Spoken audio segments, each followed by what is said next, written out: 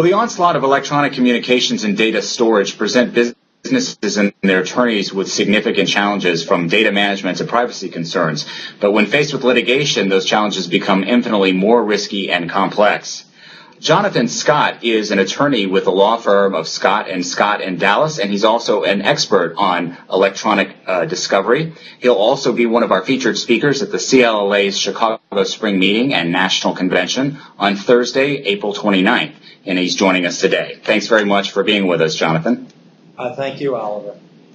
And what are some of the biggest challenges that attorneys face when dealing with electronic discovery requests?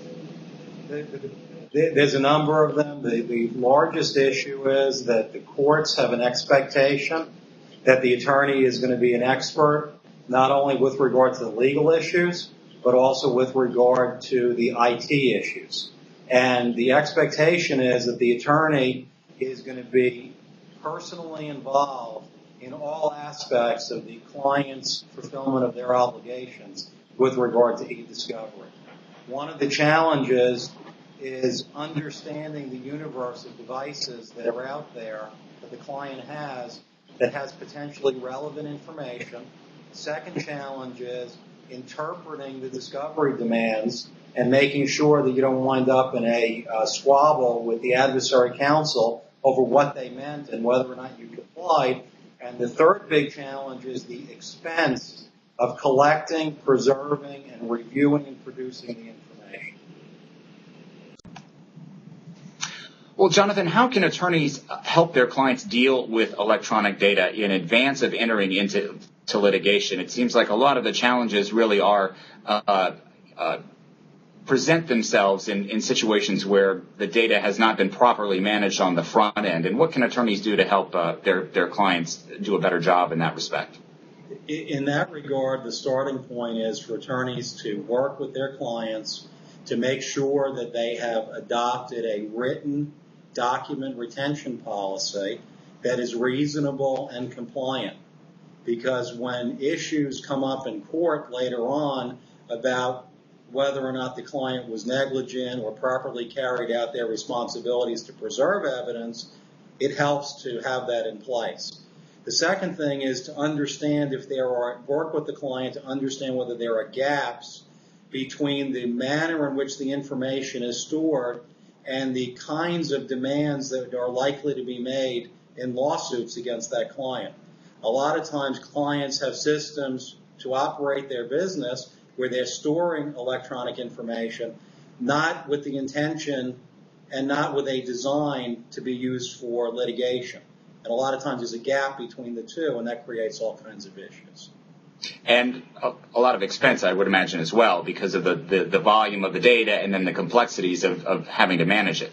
Yes, not only that, Oliver, the expense is a huge issue, and the problem is when it is not proactively managed pre-litigation, the client is at risk of being substantially sanctioned by the court. And those sanctions, in some well-publicized cases, have run into the millions of dollars.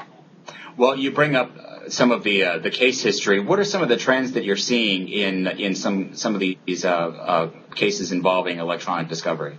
The biggest trend overall is that when the e-discovery rules went into effect for the first time in the Federal Rules of Civil Procedure in 2007, previously it was on a case-by-case basis where each judge would interpret what they thought were the appropriate responsibilities. What has happened is, at that time, the courts were more forgiving of mistakes and failures to produce. And the trend is we're going in the direction where the courts are not only becoming unforgiving of lack of full compliance, but in addition, looking to hold the attorneys, in some instances, personally liable and their firms, in addition to the client, when you have these catastrophic failures. So these are serious implications for law firms and their clients. It sounds like, not only from a cost perspective, but from liability and a whole lot of other areas as well. Absolutely, Oliver.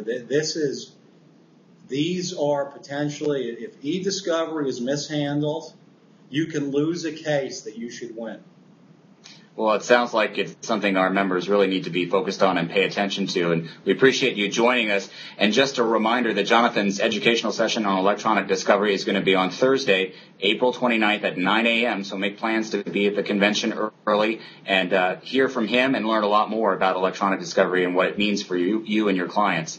We look forward to seeing you there, and thanks again, Jonathan. Likewise, Oliver. Thank you.